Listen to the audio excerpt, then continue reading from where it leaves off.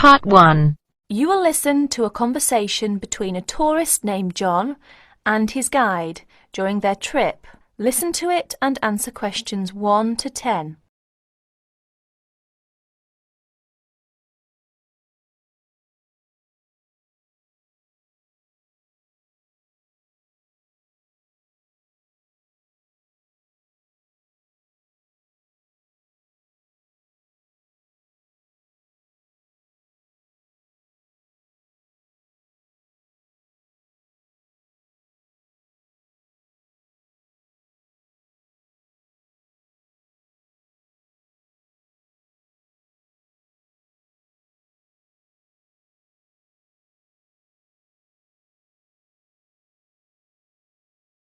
It's very quiet here. It's not so quiet. Listen. I see what you mean. Of course there are no cars. No trucks, no motors, no computers, no people. Where are the nearest people? We're about 20 miles from the nearest small town. That's where we're going. How far have we come this morning? Maybe 5 or 6 miles. Our camp last night was just over that hill. That doesn't look so far. Is it really 5 miles over there? It isn't if you walk over the hill, but the river goes around the hill. How long have we been going? About an hour and a half, but we stopped several times while I took pictures. Does this river go beyond the town? Yes, the river runs into a lake. How far is the lake? About 20 miles.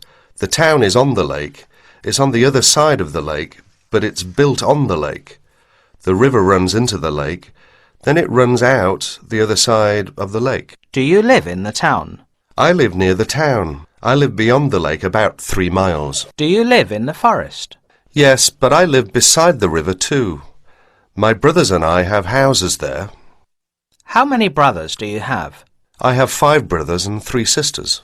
That's a village. Almost. My sisters don't live there. They are married and live in the city.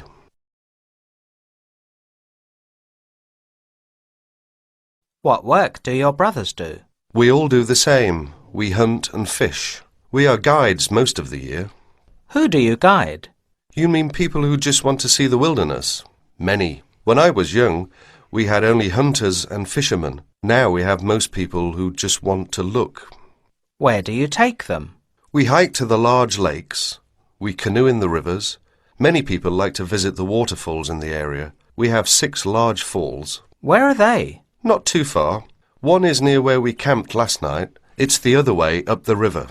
Can we see some of the falls? Tomorrow, there is one after the town, down the river about 10 miles. We'll see that one. It's on a stream that runs into the river beyond the town. It's very peaceful here. Do you ever get bored? No, I don't. Some people do. I get bored in cities. I used to work in the city. I didn't like it. I came back here. Was this your home? I mean, is this where you were born? No, I was born in the city. I went to school there. My father was like me. He didn't like the city. When my brothers all finished school, the family moved here, beside the lake. My father never went to the city again. What about your mother? Was she bored? We're Indians, you know. She had a lot of friends here. There are a lot of Indians living around here. Across the ridge is an Indian town. My mother likes to go to the city to see her daughters, but she likes it here in the forest. How far is the Indian town? Walking over the ridge, maybe 10 or 12 miles, but we can drive from the lake. How long does it take to drive? Just a few minutes. It's a good road. Can we go there? Why? There's nothing there. I would like to talk to the people. That's what I do.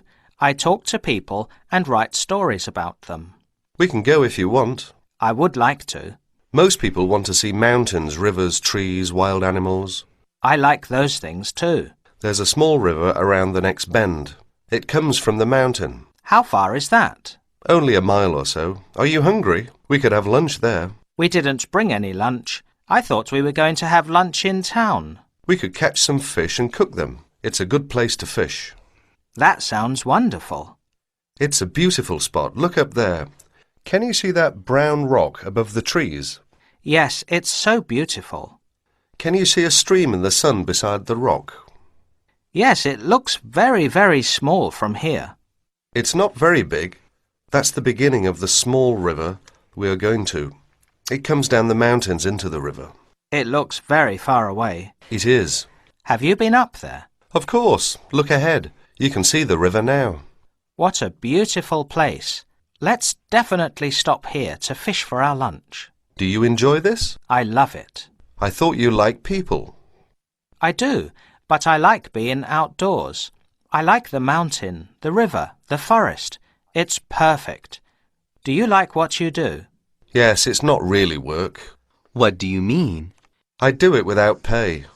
It's what I do in my free time. I live outdoors. I fish, I hunt, I go down the river in my canoe. Thanks for a wonderful week. That is the end of part 1. You now have half a minute to check your answers.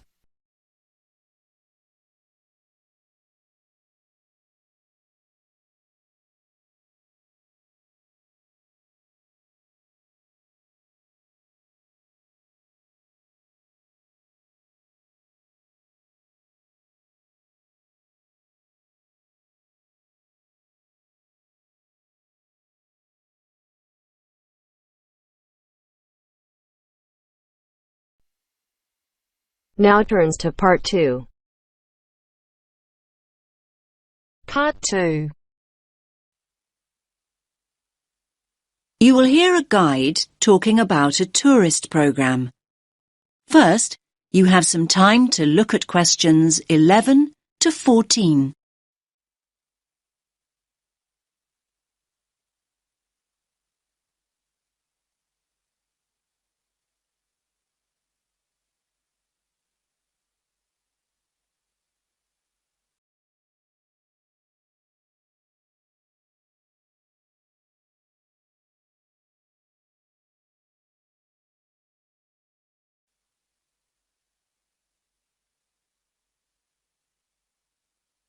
Listen carefully to the first part of the talk and answer questions 11 to 14. Welcome to all of you. Can everyone see me and hear me? Good. My name's Kathy, and I'm here to tell you about the special programme of events going on here at the Royal Observatory. Yes, it's Doors Open Day here in Edinburgh, and we're delighted that you have chosen to make this very special building part of your own Open Doors Day experience. Now, I'll make a start with giving you some background information about the Doors Open event. Doors Open takes place every year in September, and the observatory is one of the many buildings, 112 of them in fact, that open their doors to visitors for one weekend. And yes, there's absolutely no charge. It's all completely free. The observatory has been involved in this event for more than 20 years. And every year, we attract more and more visitors, like you, who want to find out more about great buildings in the city. And hopefully, you'll leave with a better understanding of the universe too. OK, now let's run through today's programme of events. There are many activities to choose from, so make sure you make the most of your visit. Now, there will be planetarium shows throughout the day. Now, these will run 4 times, both today and tomorrow, Sunday. These are popular, so please note that we're operating a booking system for these shows. Tickets for the 2 shows we're running this morning, the first showing at 10:30 and the second at 11:30, will be available on a first-come, first-served basis here at the information point. Tickets for the 2 afternoon shows at 2 p.m. and then at 3 p.m. will be released later on at midday. So booking is essential as spaces go very quickly. Now you have some time to look at questions 15 to 20.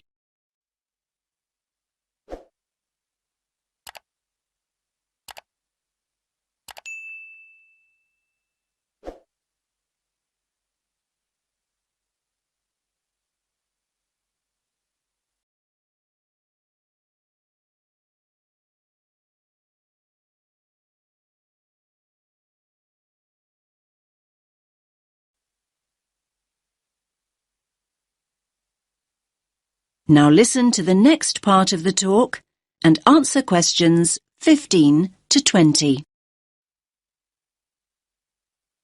We also have some special tours of the observatory available. These include a tour of the telescope dome, and visitors will even have the opportunity to get onto the roof. I hope that those of you who are interested are wearing your most comfortable shoes and that you can keep up the pace. It will be worth the effort of climbing all these stairs. You'll have stunning views over the city when you reach the top. Now, for those of you who want to take things at a more leisurely pace, there will be an opportunity to visit the Crawford collection and learn about the instruments that have been built here, and there will also be some items from the collection on view. For those of you who don't already know, the Crawford collection is an astronomical library.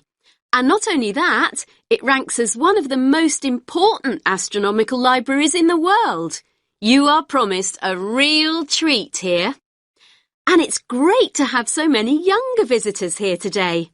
Now, we have a craft workshop for children here in the visitor centre where they can make their very own model of a telescope and colour their very own planet.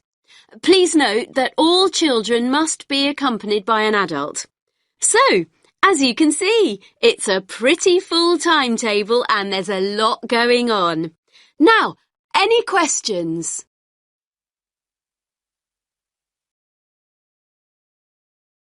That is the end of part 2. You now have half a minute to check your answers.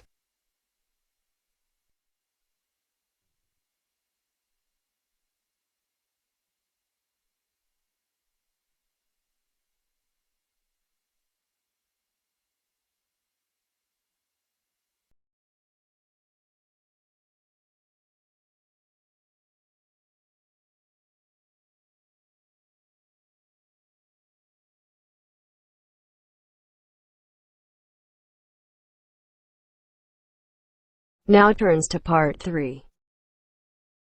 Part 3. You will hear a local radio program giving information about jobs that are available in the area. First read questions 21 to 30.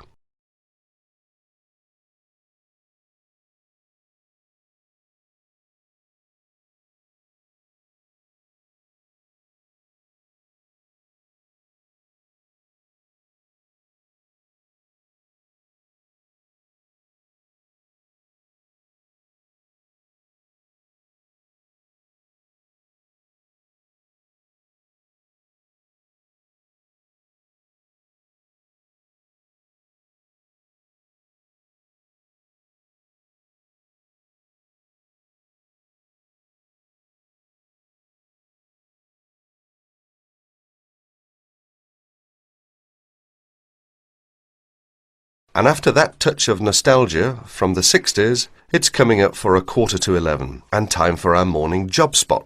And I hope you've got your notebook out and your pencil sharpened because here's Mandy. Good morning, Mandy. What's up in the employment world this morning? Well, Simon, this morning I have 5 jobs that have come in, and the first is for a dental assistant. That's located in Tunbridge, and it's 2.5 days a week, Tuesdays, Thursdays and Saturday mornings. You've got to be at least 25, and the salary is £2,080 per annum, and you've got to be experienced. The second opening is for a florist, and this is according to experience as to wage, and the age is open. The job is in Tunbridge Wells, and the hours are from 9 to 6 Monday to Saturday. And because you're working Saturday, you get a day off in the week. Now, as that's a florist, you must be very experienced in all aspects of floristry and capable of working to a very high standard. Previous managerial experience is an advantage, as this job has actually got nice prospects, because there's a possibility of management for the right applicant. So there's one for someone who's going places. What's next, Mandy? Next job then, Simon, is an evening job, and it's for a cleaner. The wage is £25 per week and the age is 30 plus. Hours for this, as it's an evening job, 6 to 8:30 Monday to Friday. So that's a nice job for someone who wants to do something in the evening, Simon.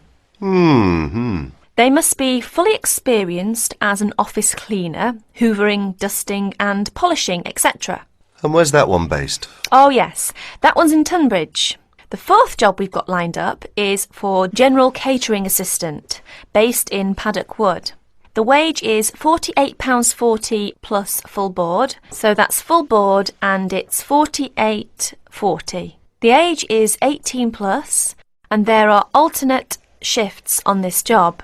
It's 7 a.m. to 3 p.m. and 11:30 to 7:30 p.m. and the job consists of cleaning, washing up the kitchen, as well as serving in the dining room and all sorts of domestic duties. Experience is not necessary.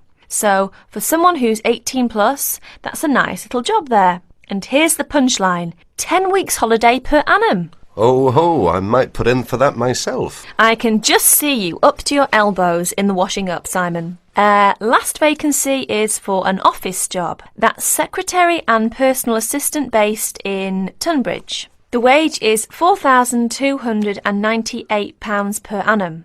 Now, there's a little bit of detail I must give here. It's part-time to start with, 3 days a week for 3 months. So for the part-time, it's 3/5 of £4,298. And then after 3 months, it goes to a full-time job, 9 to 5. That's for someone 21 plus. And the job consists of work as a secretary cum personal assistant to social workers. You need fairly good shorthand and good typing speeds required. And it's also related to clerical work, answering the phone and reception, etc. And because it's working for social workers, you need a responsible attitude and common sense. So, if you're interested in any of these jobs, get in touch with Tunbridge Job Centre on Tunbridge 55499 and ask for extension 30. And that's it, Simon. Thank you very much indeed, Mandy. By the way, that's your day's work done. You can just sit back now and do absolutely nothing. Wouldn't that be nice, Simon? Haha, if only I could. That is the end of part 3. You now have half a minute to check your answers.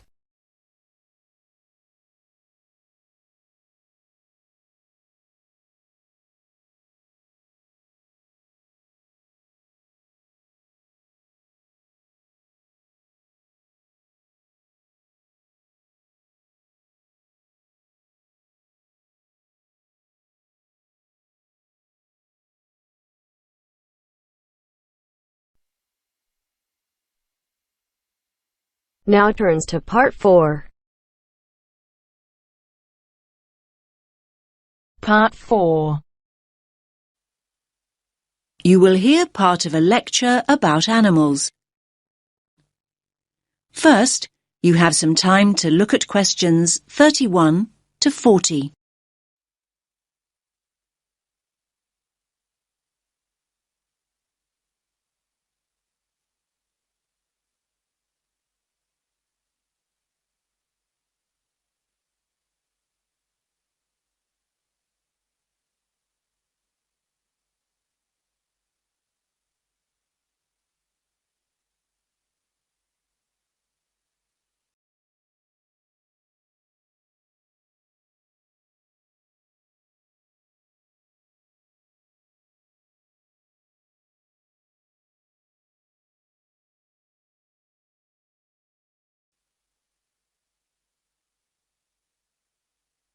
Listen carefully to the lecture and answer questions 31 to 40. In today's lecture, I'm going to talk about avoiding predation. What does that mean, I hear you say? Well, you probably know the word predator. I'm sure you've all seen Predator the movie.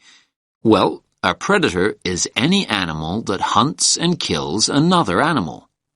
That animal, and I was going to say that smaller animal, but it's not always the case, is the prey. An owl, for example, is a predator, and a mouse is its prey. A lion is a predator, and a much bigger animal, a buffalo, for example, is its prey. So when I say avoiding predation, What I mean is not being caught and eaten. For many small animals, not being caught and eaten is pretty much a full-time job. Many animals that are predators themselves may be the prey of another, usually bigger animal. This is what we popularly call the food chain. So, how do animals avoid predation? Well, they have what we call defense mechanisms. These are ways in which the species has adapted over time to give it an advantage over its predators. Any adaptation of this kind increases the species' chances of survival. Over time, species that have not adapted, that is, developed some sort of defense mechanism, have met with extinction.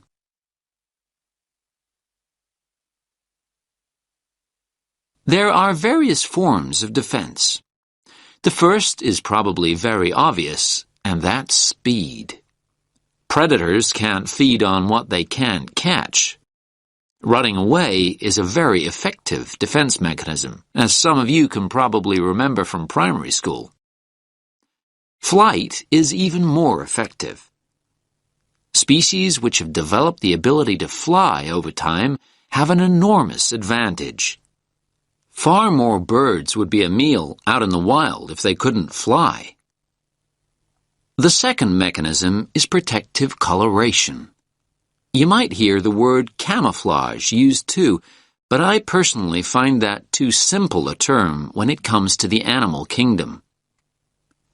Protective coloration includes a number of slightly varied mechanisms within the overall term. Some animals blend in with their background. A chameleon is a good example. It sits on a tree and it looks like the branch of that tree. Butterflies have what we think of as beautiful patterns, not to be beautiful, but to confuse and warn off potential assailants.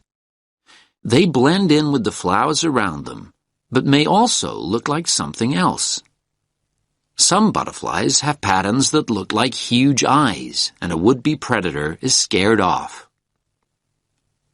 There are all sorts of stories about how the zebra got its stripes, and not many people really know what the stripes are there for. Well, that type of coloration is called dazzle camouflage. A zebra stands out when alone and stationary, but when zebras move rapidly in a herd, their stripes create motion dazzle, a confusing, flickering mass to the eye of a lion or cheetah that might be giving chase. Selecting a target becomes far more difficult. Now, of course, animals are caught. They're frequently caught, but that might not mean the game's up.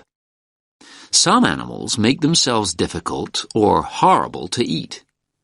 Hedgehogs have sharp spines that deter a predator from tucking in even when it's captured its prey. The predator is very likely to give up when a spine gouges an eye or gets lodged in its throat. Numerous species of creature, turtles or snails for example, have developed a tough outer shell that makes it almost impossible to devour. One of my favorite creatures is the skunk, which emits a repulsive smell on being cornered, enough to send any attacker herring back into the undergrowth. In a similar way, some sea-dwelling mollusks can emit an ink cloud that fills the surrounding water, concealing it from a predatory fish that may be circling. There are frogs that go one step further. They're so poisonous that even if a predator does try and eat them, it'll probably keel over and drop dead first. Now, you'll probably be surprised, but I'm going to go on to talk about plants. Yes, many plants have defense mechanisms in exactly the same way as animals. You've probably all been stung by a nettle at some time. That is the end of part 4. You now have half a minute to check your answers.